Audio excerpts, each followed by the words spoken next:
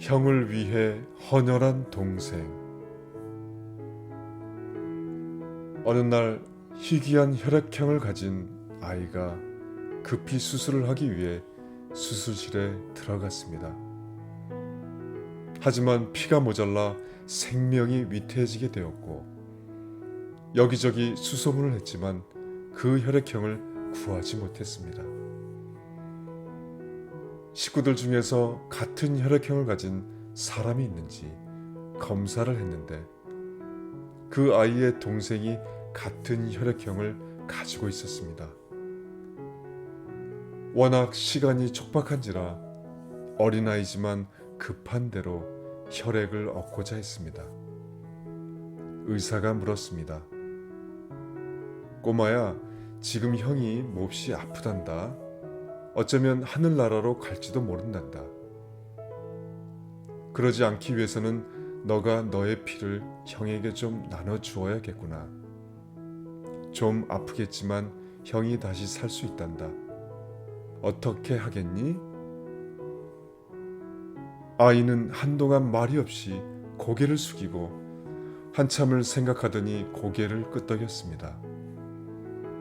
그리고 혈액을 뽑는 주사바늘을 꽂고 피가 나가는 것을 물끄러미 쳐다보다가 갑자기 울음을 터뜨리며 부모님을 쳐다봤습니다. 부모는 아이를 달랬고 이윽고 주사 바늘을 빼자 아이는 울음을 그치고 눈을 감고 일어나지 않았습니다. 의사가 또다시 물어봤습니다. 꼬마야, 다 끝났다. 근데 왜 눈을 감고 있니? 아이는 말했습니다. 하늘나라에 갈 준비를 하고 있어요.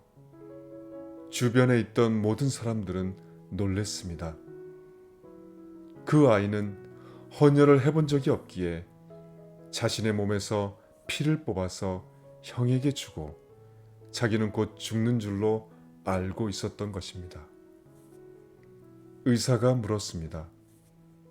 꼬마야, 그럼 넌 네가 죽는 줄로 알면서 헌혈을 왜 한다고 했니? 아이가 말했습니다. 전 형이 좋거든요.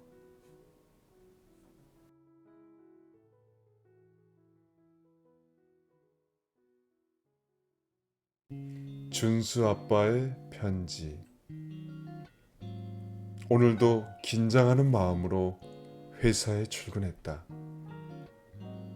하루에도 몇 번씩 회사를 그만두고 싶은 마음이 들지만 나만 바라보는 가족들을 위해서 오늘도 직장을 향해 걸어갔다. 어제 저녁에는 아들이 자기 반에서 스마트폰이 제일 오래되어서 반 아이들이 놀린단다. 그래서 스마트폰을 바꿔달라고 조른다. 아니, 학생들이 하라는 공부는 안 하고 매일 스마트폰 이야기만 하냐? 하면서 나는 짜증을 냈다. 마누라는 여보, 모임에 갔는데 갑자기 춥고 한기가 들어서 벌벌 떨고 있는데 친구 영숙이가 자기 모피코트를 벗어서 덮어줬는데 너무 따뜻하더라. 나도 한 개 갖고 싶더라고. 하면서 부러워했다. 우리 주제에 무슨 모피코트야. 정신없는 사람들이나 입고 다니는 거지. 하면서 마누라에게 핀잔을 줬다. 그리고 오늘도 여느 때와 같이 일을 하고 있는데 평소와는 다르게 배가 살살 아프고 땀이 나서 힘이 좀 들었다. 그래서 오후에 조퇴를 하고 가까운 병원에 가서 검사를 받았다. 오랜 시간이 지나서 여의사가 이야기 좀 하자고 했다. 여의사가 먼저 말을 꺼냈다. 아무래도 큰 병원에서 다시 검사를 해보는 게 좋겠어요. 배 쪽에 뭔가가 고여 있는데 대학병원에서 정밀 진단이 필요한 것 같아요. 그러면서 대학병원을 예약을 해주었다. 나는 약간 걱정되는 마음으로 혼자서 대학병원에 가서 검사를 했다. 한참 후에 의사가 나에게 말을 건넨다. 선생님, 대장암 말기입니다. 암세포가 너무 많이 퍼져서 3개월밖에 시간이 없을 것 같습니다. 나는 너무 놀라서 말을 더듬으면서 다시 물었다. 의사 선생님, 제가 3개월밖에 못 산다고요? 그리고 병원을 나와서 길을 걷는데 자꾸 눈물이 흘러내렸다.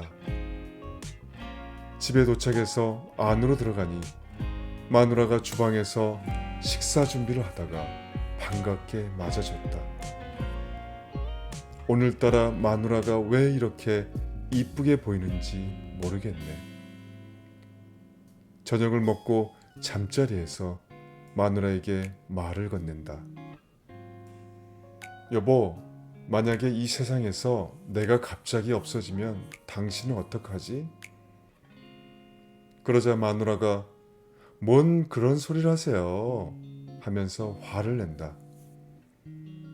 아니야, 그냥 한번 해본 소리야. 잘자 하면서 손을 꼭 잡고 잠을 자는데 주책 없는 눈물이 하염없이 흘러내렸다. 다음날 아침에 마누라에게 여보, 이번 주에 동해바다 보러 갈까? 하고 물었더니 어린아이와 같이 좋아했다. 그리고 여행을 떠나 동해에서 즐거운 시간을 가지고 돌아오는 전날 저녁에 펜션 베란다에서 별빛을 보며 이야기했다. 여보, 만약에 내가 없더라도 우리 자기는 잘 이겨낼 수 있지? 그러자 마누라는 또 쓸데없는 소리를 한다고 화를 낸다. 여보, 사실 며칠 전 배가 아파서 병원에 갔는데 대장암 말기래. 3개월밖에 못 산대. 그러자 마누라가 놀라서 무슨 소리 하냐고 되묻더니 이내 장난이 아니라는 걸 알고 눈가에 눈물이 맺히기 시작했다. 눈가에 눈물이 맺히기 시작했다. 이제 어떡하지? 여보, 나 너무 무서워. 당신이 내 옆에 없어진다는 말이 믿어지지 않아. 하면서 펑펑 울기 시작했다. 다음날 아침 차를 타고 돌아오는 길에 마누라는 말이 없었고 계속 눈물만 훌쩍이고 있었다. 나는 병을 이겨보고 싶었고 조금이라도 더 살아보고 싶었는데 내 마음과 같지 않았다.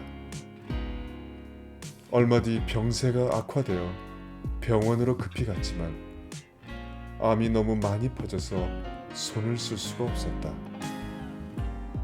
나는 마지막으로 마누라 손을 꼭 잡고 힘없는 눈으로 아내를 바라보면서 의식을 잃어갔다. 마누라는 나의 가슴에 얼굴을 묻으며 펑펑 울기 시작했다.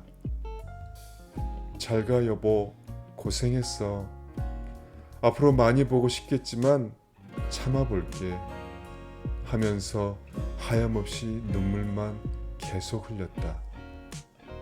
그리고 며칠 뒤 아내가 책상을 정리하다가 서랍에서 한 장의 편지를 발견하고 읽어 내려갔다. 사랑하는 가족들에게, 만약에 누군가가 이 글을 읽는다면 나는 이미 하늘나라에 가 있겠지. 그래서 혹시 몰라서 내가 하고 싶었던 말을 적어봤어. 먼저 우둔하고 속 좁은 이 사람을 지압이라고 좋아해주고 아껴주고 내가 가장 의지했던 준수 엄마. 결혼해서 지금까지 늘 고생만 시켜서 미안해. 더 잘해줬어야 하는데 그럴 시간이 별로 없네. 여보, 미안해. 더 미안한 것은 의지했던 장모님이 돌아가신 지 얼마 안 돼서 많이 힘들 텐데 내가 힘이 되어주지 못하고 또 이렇게 나도 멀리 가게 되어 너무 미안해. 큰일이네. 내가 없으면 우리 아줌마는 한 발자국도 못 가는데 어쩌지? 미안해. 더 있어주지 못해서, 더 안아주지 못해서, 더 오래같이 있어주지 못해서 사랑해 여보. 그리고 준수에게도 미안해. 늘 화만 내고 사랑해주지 못해서. 좀 더 많이 놀아주고 사랑해줬어야 하는데. 준수야, 아빠를 용서해줘. 내 사랑하는 아들, 미워서 그런 게 아니라는 거 너가 잘 알고 있을 거라고 믿어. 아빠가 정말로 가슴 아픈 거는 우리 준수하고 비행기를 한 번도 못 타고 이렇게 헤어지니까 그게 너무 미안하고 속상해. 준수야, 아빠가 없더라도 엄마 잘 모시고 엄마 힘들게 하면 안 돼. 알았지? 약속해줘. 그리고 준수 엄마, 우리 아줌마가 좋아하는 가방도 사주고 만나는 것도 많이 사주려고 용돈 좀 모아두었는데 직접 못 사주고 먼저 가서 미안해. 돈 찾아서 우리 아줌마가 좋아하는 가방과 예쁜 목걸이 꼭 사. 알았지? 이제 비싼 거 산다고 잔소리 안 할게. 여보, 그리고 마지막으로 200만 원만 엄마에게 좀 주면 안 되겠니? 8월에 친구분들하고 여행 가신다고 하셨는데 여행 경비를 좀 드리고 싶어 직접 주고 싶었는데 아쉽게도 아들에게 부탁하게 되었네. 미안해. 이제 그만 적어야겠다. 이제 정말 마지막인 것 같다. 여보, 사랑해. 정말로 끝까지 지켜주고 싶었는데 그게 너무 아쉽네. 우리 아줌마는 잘 이겨낼 수 있을 거야. 사랑해, 내 사랑. 오늘은 준수 아빠의 편지였습니다.